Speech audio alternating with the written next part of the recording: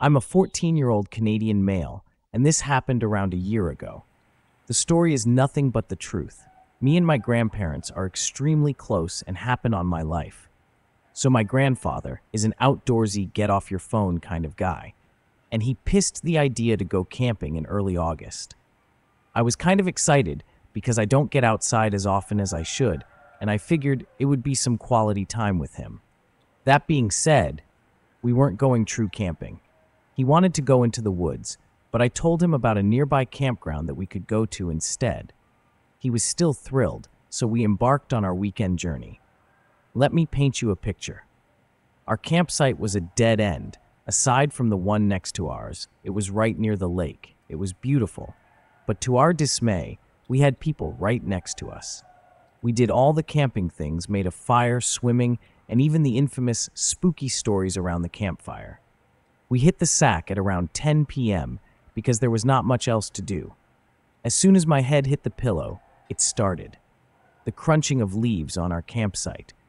We thought nothing of it at the time because the night was still young. Some assholes were setting off fireworks, and others were having a raging party. How? Even our neighbors were still laughing.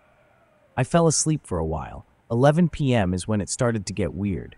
The party was still on, but our neighbor shut up, so the crunching of leaves didn't make sense. It was consistent, so my guess is that the noise was footsteps. No one needed to be on our campsite, so falling asleep was a slightly bigger challenge. My grandpa seemed to be having an even harder time as he seemed to be on alert mode. Yes, I know we are both paranoid, but I feel like the paranoid keeps us safe. I wake up and check my watch, and it's 12 a.m. It's starting to rain, and the water is flashing against the rocks in the thunder, and the distance is quiet enough to sleep to. Even over the sound of rain pattering, as the tarp, I still hear the fucking footsteps. The unsettling nature of the situation starts to eat away at me. I wasn't scared, just creeped out. Sleep overcame me, but it didn't come easy. My grandfather finally slept too. A cracker thunder woke me up. Full-blown thunderstorm. Now I felt relieved if I thought the footsteps stopped, but I heard the thump of wood. I don't know what the person did, but I heard two very loud knocks followed by two large splashes. Fuck! This was my only thought as the footsteps continued around our campsite. I stayed awake until like 5 a.m. Daybreak was near, but my heart nearly exploded when I heard someone fumbling with our tent zipper in the fabric. I see the outline of 3 fingers being dragged across the tent. My body shut down as my blood just seemed to chill. The hand trailed away, became quieter as they left our campsite. I woke my grandfather up as soon as the sun came up. Before we left, I went to investigate our site. Lots of the ground was turned into mud in the storm, so the mass of the boot burps were very unnoticeable, but you could see many footsteps. Easy to say we dipped the fuck out after that, and that was it.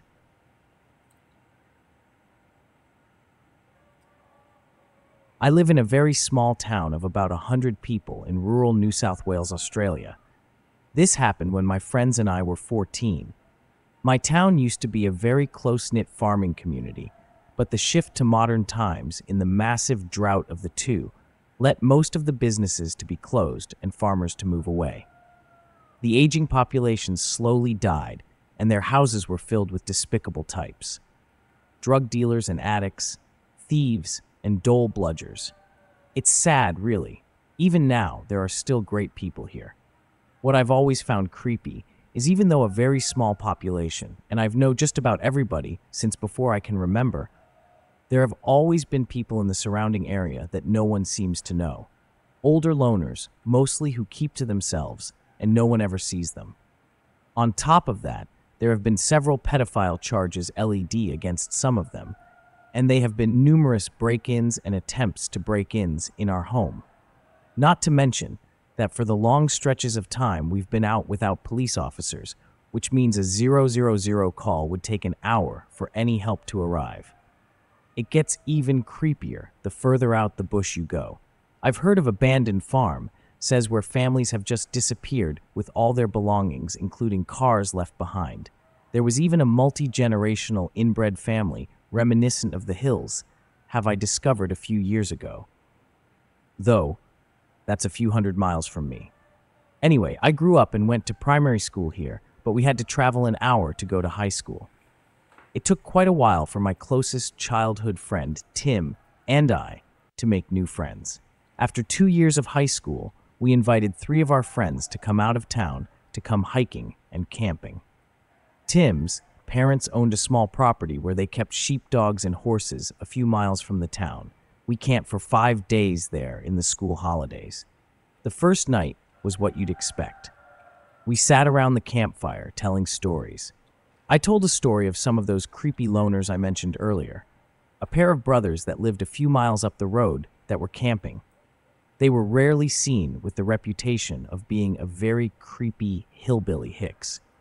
I told them the story of how one night they had tried to cripple my father over him supposedly stealing their business. They ambushed him at the local weighbridge at night.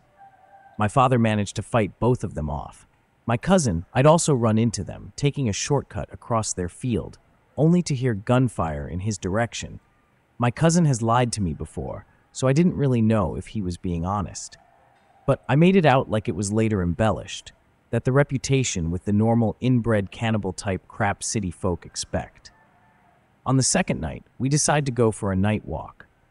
We were kids and enjoyed fantasy movies and games and had a bit of role-playing fun. One of us, though, was too scared to go into the dark, so on our walk, we decided to play a prank on him. We started screaming and running back to the camp, scattered saying, "He got Henry." It worked, and we caused our friends to get scared. Zeb, who our friend was, tried to climb an electric fence to escape. I had to come back dirty and bloody, and we hid from the farmhouse until Tim ruined the prank by claiming he heard the brother skin people, which caused us to burst out laughing. The next afternoon, we hiked up the nearest hill called Sims Gap Hill. It was a popular walk for Tim and I when we were kids. The fastest way to get to the hill was by taking the dirt road called the Stock Route, which ran parallel to the main, tar road, which led down to town. The two roads are connected by another called Sawmill Road, which was at the base of the hill. Anyway, we walked down the Stock route, and I pointed out the Hillbilly Brothers property as we went past it. All you can see from the road are piles of rusted old cars. We reached Sawmill Road and walked across the paddock to the hill and had an enjoyable time. We started climbing down the hill as it got late, but underestimated the time it took to walk across the paddock to the road. By the time we reached the road, it was night, and of course, it happened to be pitch black. As we started down Sawmill Road to the Stock Road, a pair of massive bright headlights turned into the road from behind us. Naturally, we got off the road, which meant disappearing into the thick patch of trees between the road and the brothers' property. As the lights caught up to us, the vehicle started slowing. Up until then, we have thought it was a farmer's ute, but now we realized it was a very old, a very loud tractor. Not wanting to be questioned by any meddling adult, I encouraged the guys to hide. The tractor slowed right down and flashed a spotlight into the trees and then sped away. The guys asked me who it was, and I said I didn't know. We continued walking slowly until we saw the tractor turn down the stock route and then into the brothers' property. Now I was unnerved. The tractor came roaring down the fence line, and I yelled at my friends to run. We ran until we came into the small, well-hidden ditch, which we jumped in and laid very still. The tractor stopped right on us and shined the spotlight over the trees. It didn't illuminate the ditch. Luckily, the driver stopped the tractor and got off walking over to the fence.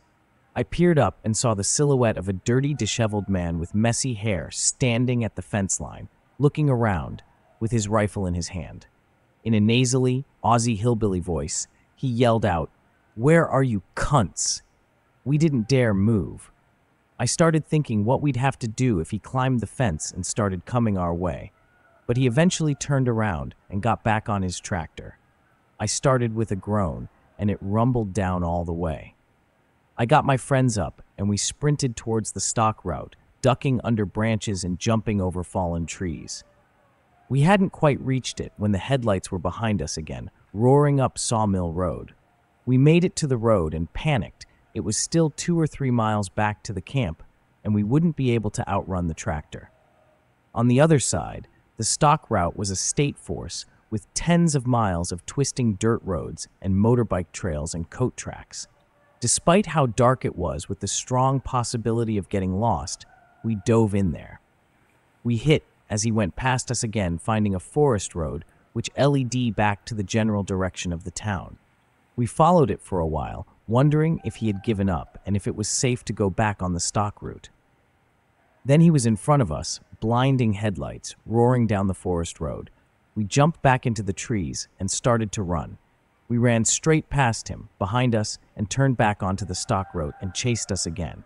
He circled us 4 times, with us hiding, then running, hiding, then running. When we had gotten far enough that we thought we were close enough to camp, we ran through the woods and jumped back on the stock route, to be met by headlights. Tim's mother had come looking for us, finding our camp empty. She finally found us, and we were still a mile or so from the camp. We quickly piled in, and she drove us back. We told her what happened, but my parents just said they're weird people and stay away from them in the future.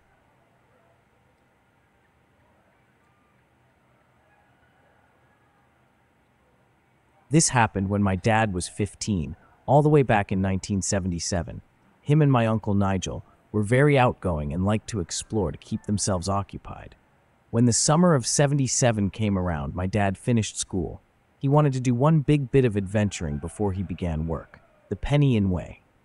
For those who do not know, the Pennine Way is a 270-mile walkway in Britain that, depending on which way you walk, starts in just south of Scotland and basically cuts through the middle of England and finishes in the Midlands. It usually takes around a 3 to 4 week walk, with a long summer to fill. My dad and 15-year-old Uncle Nigel and my dad's friend Russ were dropped off in Scotland by my great-grandfather to begin their hike. The first week went swimmingly. They met some nice locals who even cooked them food and gave them room to sleep in, and generally enjoyed this whole new level of freedom and trusted upon them. They mainly camped in clear areas, but one day they decided to cover an extra 5 miles in order to reach a village, as they needed to buy some more food and get spare tents. They stumbled into a village around 6 p.m. and saw the local pub was opening. After relaxing in the pub with some drinks, my dad tells me that the owner probably knew they were underage, but wanted all the business they could get. The owner offered to let the guys camp out in the backfield of their pub. The landlady says wife said the owner seemed oddly hesitant at first, looking a bit concerned and having a bit of a word with her husband in private. However, Yorkshire hospitality seemed to override any doubt she had after a night of heavy drinking with the locals. They resided to their tent. My dad says they were using an oil lantern hooked to a center of the tent as a light source, and when they turned it off, they left it hanging. Which is important, not only for what happened next, but also what happened the next day. My dad woke up and turned off the oil light, while debating to get up and having a piss in the field, seeming as the owners have been nice and letting them camp out there, when he heard a door creak open from the creak shut. There were no footsteps, so my dad had to put it down to an old shed or something. After a few seconds, however, the sound of feet landing on grass became progressively audible until they stopped right outside the tent. My dad thought it was the owner checking in on us, and he went to unzip the tent. The owner fully unzipped it. My dad said the weird thing about this was that he didn't have a shirt on, just some slippers and night trousers. After my dad asked what was doing, he stuttered out some excuse about hearing a growl, and when to check if the boys were okay and safe. There was no growl, as the only sound of the last 5 minutes was the door, the footsteps, and the unzipping of the tent. The guy weirdly emphasized the need for a good sleep before hiking, and intrusively tapped on the oil light, asking for it to be turned off. He walked off, letting off a frustrated sigh and nearing the house and closed the door behind him.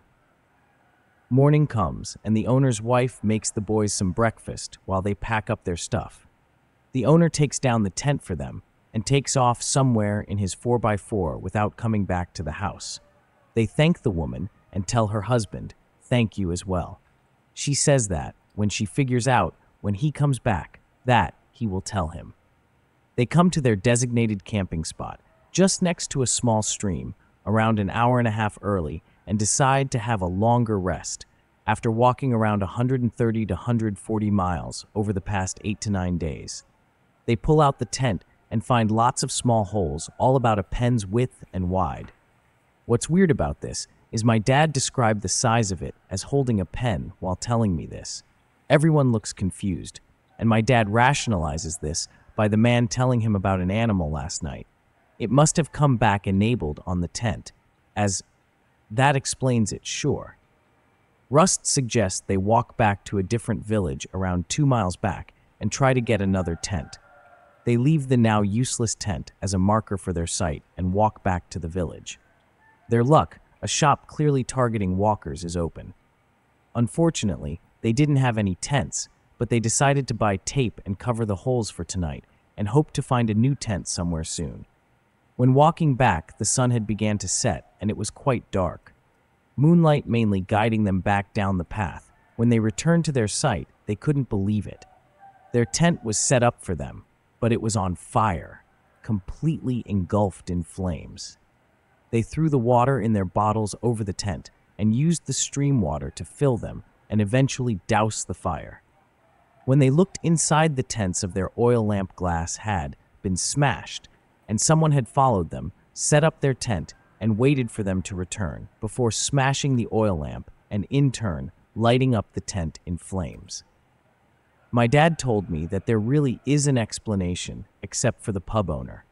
He was stopping, doing whatever he was planning on doing with my dad being awake, and decide to take some fucked up former revenge by sending a message. At first, I totally didn't believe my dad and thought he was trying to scare me, but upon referencing the burning tent incident in a phone to my Uncle Nigel, he instantly started rambling about how weird it was. My Uncle Nigel does not lie.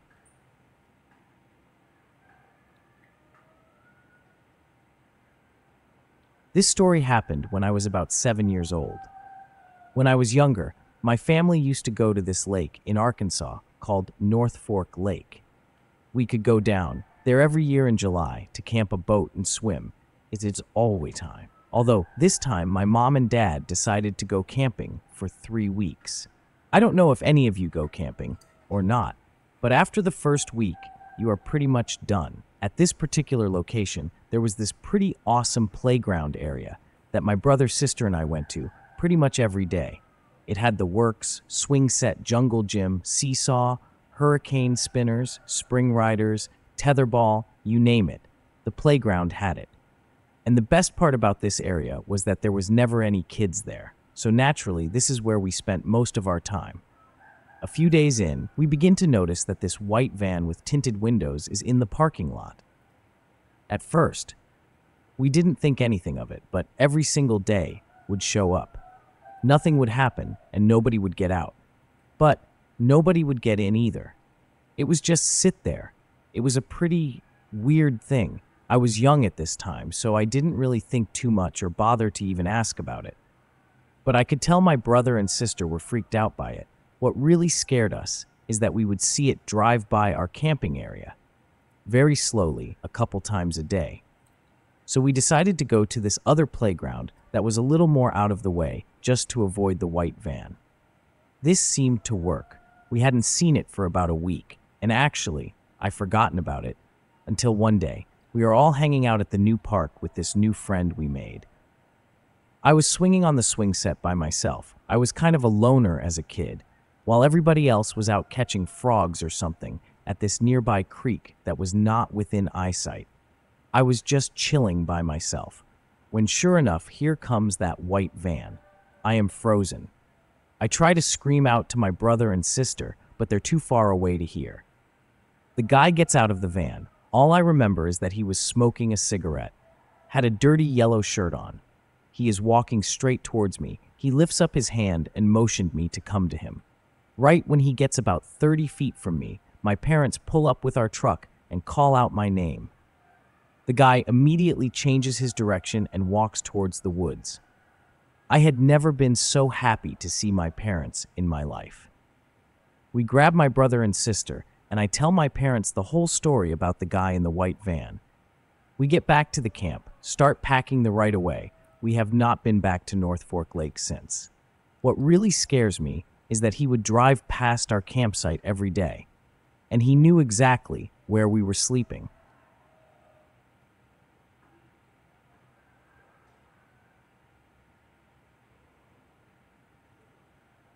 This happened about a year ago on a camping trip to Kentucky in the winter. My girlfriend at the time and 3 of my buddies went to spend a long weekend doing some hiking and camping. We drove in on a Friday night at around midnight and set up camp. There was almost no one else at this campsite besides a young couple a bit down the road from us and an older man down the road the other way. We unloaded the cars in the dark, got the headlamps out, and started setting up the tents. All of a sudden, my girlfriend noticed that she had an extra person among us. It was the young woman from the campsite a couple sites down. She looked really messed up. Her eyes were glazed, and her skin looked like she had been picking at it constantly. She introduced herself and spoke in a sort of anonymous way. Overall, she seemed nice, but it's her boyfriend, or maybe husband, who really creeped us out. We noticed after talking with her for a bit that he was standing near a campsite at the edge of the woods just staring at us. Eventually, he went back to the campsite, but then got his car pulled right up to us with his high beams on. As you can imagine, getting blasted by high beams at midnight in the middle of fucking nowhere really impairs your ability to see. His girlfriend said that she had to go and got in the car with him. At this point, we were all weirded out, but not freaked out. It was later in the night when things got scary. I was in my tent with my girlfriend when I started to hear a domestic argument from the couple down the road. As soon escalated to full screaming, then I heard the sound of glass break. At this point, my girlfriend and I are sitting up and deciding if we should do something. I hear someone getting into the car. The car then peels out of the campsite and races down the dirt road past our campsite, kicking up dirt and gravel against the side of our tent. The guy had apparently left his girlfriend in the campsite because we could hear her sobbing. My girlfriend and I started getting dressed so we can check out the situation, but the car comes peeling back up the road and parks back at the campsite. Loud, panicked, shouting, and soothes, and we hear 2 clops that sound exactly like gunshots. I remember the feeling of blood draining from my face. My girlfriend and I are basically frozen in our tent, listening. Finally, to our great relief, we hear them both start arguing again. The argument settles down by about 4 in the morning, and we all fall asleep. When we woke up, they were gone. I asked my buddies if they heard what happened, and they said it kept them up as well. We made breakfast and started packing up when the older man from the trailer walked over and started chatting with us. He seemed surprised that my girlfriend was with me. He said something along the lines of, "You shouldn't have brought her. It's not safe for women here." Needless to say, we were officially creeped out when we found a new area of the state park to stay.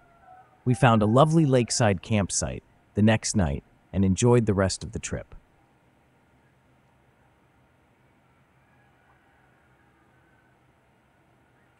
November last year. Me and my friend decided to drive up a car to Scotland to do some fishing and eventually make our way to Edinburgh. After the first day of catching some salmon in brown trout, we stored our catchers in the cooler box.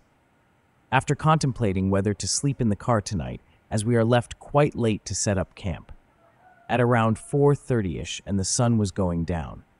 Eventually, I said, let's set up a fire and cook the fish. I didn't drive all the way to Scotland to sleep in the car. My friend agreed as we set off looking for a spot to camp. We found a little wooded area next to a car park near a farm. We looked into it prior, and apparently you can basically camp anywhere in Scotland as long as you left the place as you found it. So, we grabbed all of our shit out of the car and started setting up our campsite. 20 minutes later, we had a fire going. 2 fold-up chairs and 2 tents up. My tent was out of view from my friend. This will be relevant later. We were glad we chose to camp outside instead of sleeping in the car, as we smoked a few joints and we reminisced about school life and etc. My friend struggled to keep his eyes open as I checked my phone. 2 a.m. He called it a night, crawling into his tent and zipping it shut. I sat there with my feet up on my friend's now empty chair, listening to sounds of the wildlife. I shut off the torch and had hung up on the tree next to us, leaving in the darkness apart from the burning embers from the coal. It must have been 3 or so minutes before I started to hear the crunching of leaves and snapping of twigs that seemed to be coming toward me. Being a quite rational person, I pass it off as a fox drawn to the scraps of food we might have laying around. I was quickly proven wrong when I heard a sniffle like someone with a coal clearing their nose. My high quickly turned from chilled out to paranoia as I feel a heavy dread come over me. My mind raised, why the fuck would someone to be here in the woods at 2 to 3 a.m.? Why are they coming towards me? I slowly reached down the pocket and felt my heart drop as I didn't feel the smooth blade of my pocket knife. Shit! Must have left it in a tent. All the while I hear the treading coming closer and closer, and my heart beat racing. Out of the darkness I see a middle-aged man, clean-shaven. Parted hair, around 5'10", slowly creeping toward me, almost in all fours like a predator, trying to stay out of sight.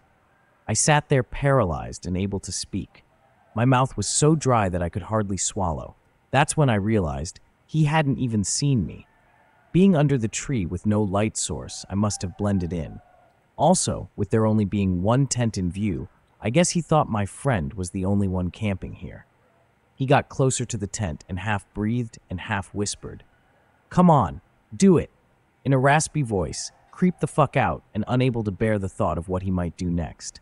"Boy, can I help you?" He jumped up in shock and his whole demeanor changed. He looked at me mumblingly awkward as he scurried back out of the woods. I sat there still trying to comprehend what had just happened and what I saw. Then I saw headlights of a car turn on and drive away. I woke my friend up and he could not tell what had happened, but he could see how shook up I was. Without full explanation for me, he willingly grabbed all our gear and we slept in the car that night with the doors locked.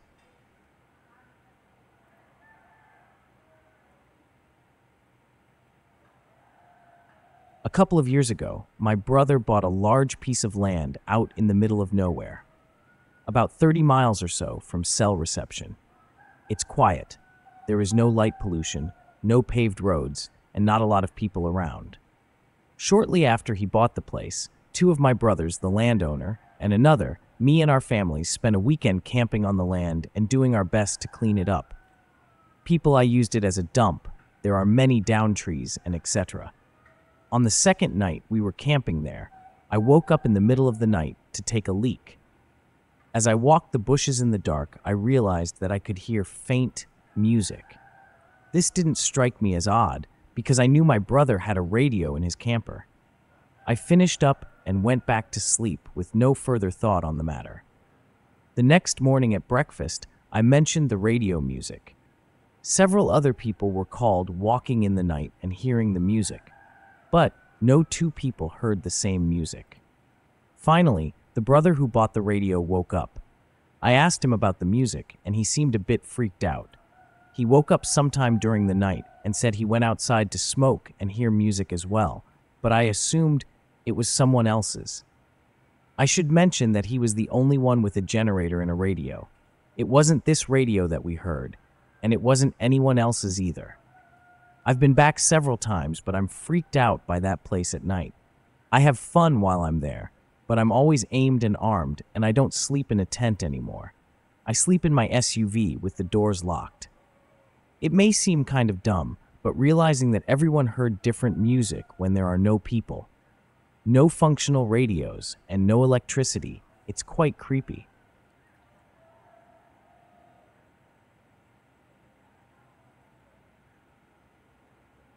This all happened in mid-October. My family owns about 160 acres of land in the middle of nowhere. Closest neighbor is a friend who let us rent the pasture for his cattle when he needs to. Some friends and I decided we wanted to build a little cabin out there and that we would hang out at it. So one weekend, one of my friends and I loaded up a tractor we were renting from his dad and headed up out there. It was just me and him that weekend, as everyone else was busy. We got there a little late since it took a while to get everything loaded and packed for the weekend. He sat about setting up other tent and I made our fire. As I did so, I made an odd discovery. There was a phone book from a few towns over still in his plastic sleeve right next to our fire pit. I picked it up and showed my friend. We both enjoyed scaring ourselves. I made the comment that we aren't alone out here, and we both laughed at it. Later that night, we were setting up around the campfire, talking and BSing.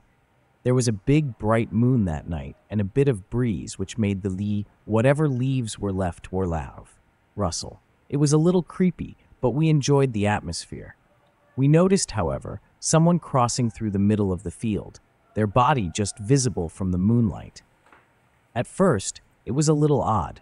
My friend and I discussed for a few seconds if we should confront him, but I made the suggestion that he's probably just taking a shortcut across the field.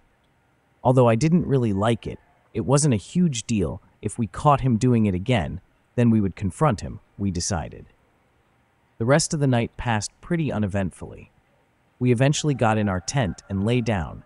We were probably 20 or so feet from the fire pit, which was by that point burning quite low. We talked for a few minutes, and then we go silent, trying to fall asleep. As we're laying there, we hear something. It sounded like quiet footsteps walking around the fire pit. We both look at each other, silent, then we hear a piece of wood getting thrown into the fire, and it flamed up quite a bit. I got the shotgun I always kept in the tent and quickly racked it. We then heard someone run away, but by the time we got out, they were too far. The rest of the weekend was pretty quiet, and the events of the first night seemed kind of dreamy to us. We just cleared the area for the cabin and cut the stacked trees and cut them for the firewood. Next weekend, we get out there. My uncle was out there as well. We went to check his game cams. This is where it got much more worrying for us. My uncle told us he was pissed because someone has stolen the batteries and SD cards out of the cameras. We told him about what happened the weekend before and then parted ways. When we got out there, we noticed that quite a bit of our wood have been cut and stacked, and it was already gone. And we were the last people to camp out there, which means someone had come out of there and took in ourselves. When we went and checked the tractor which we had left down there, we found it broken into, and the chainsaw which we had left had been stolen. To make a long story short, nothing else so far has happened. I was hesitant for a few weeks to continue with the cabin since we weren't there all the time. I was worried if it would be an incentive for whoever was there to stay. I'm not sure if it was transient or local or who. If for some reason anything else happens, I'll definitely update.